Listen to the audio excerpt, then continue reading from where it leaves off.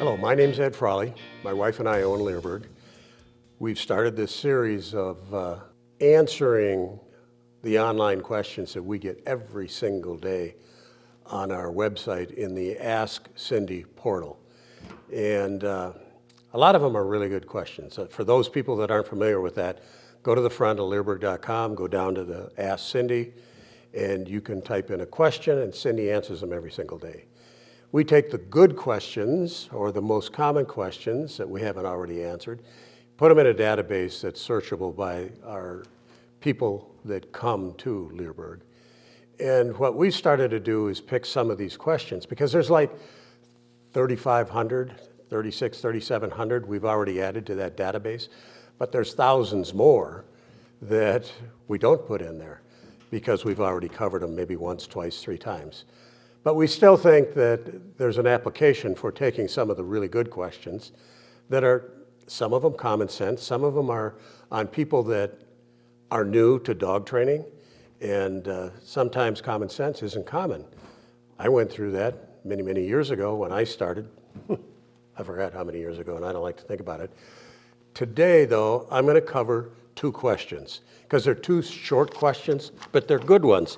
The first one is talking about how to stop people from petting your dog, no matter how cute he is. And the second one is to talk about how to stop a young 4-month-old puppy from pulling when out on leashes. Common questions that people have. So the first one I'll talk about is from a customer that says, "Hi Cindy, I hope you and Ed are doing well.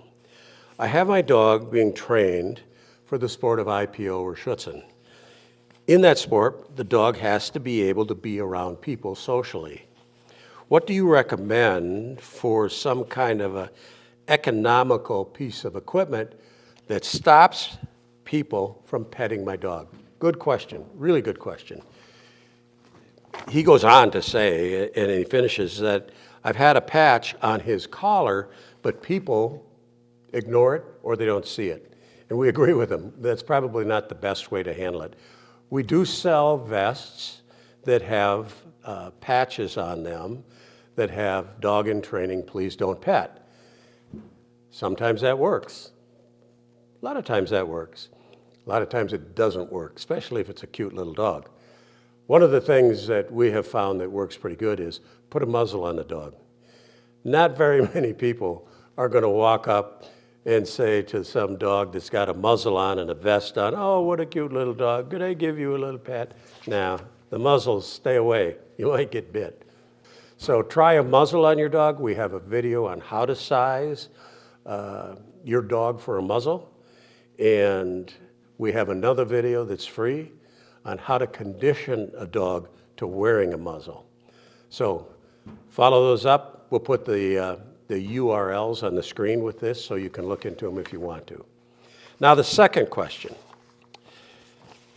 Hi Cindy, first I would like to thank you for sharing your knowledge and your training on puppies and dogs. My biggest problem is I have a 4-month-old German Shepherd. He pulls like crazy, even when in a harness and on his collar. Would it be safe to start with a prong collar or with a remote collar? What would you recommend? Thanks again. Good questions. Another good question, and a very, very common question, especially on German Shepherds. And I bred German Shepherds for 35 years, working bloodline German Shepherds. So Cindy's answer again is, harnesses actually encourage pulling. So if you don't want him to pull, the first step is to not put a harness on when you expect loose leash walking. Some German Shepherds need to learn loose leash walking. Some German Shepherds need to learn how to walk on a harness.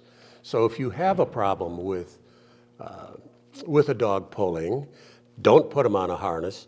And in the beginning, I would not probably start him even on a prong collar. We have a very good video titled Loose Leash Walking. I would recommend that you start there, and we'll put the URL on the bottom of the screen for that. This is kind of a common thing that you see a lot with German Shepherds, but you see it in other breeds too. Maybe it's because I've been around so many German Shepherds in the last 50 or 60 years that I just see it and recognize it there. So two things. Take them off the harness. Do some work on your loose leash walking skills. Focus on that before you go and try and do other more complicated things with your dog.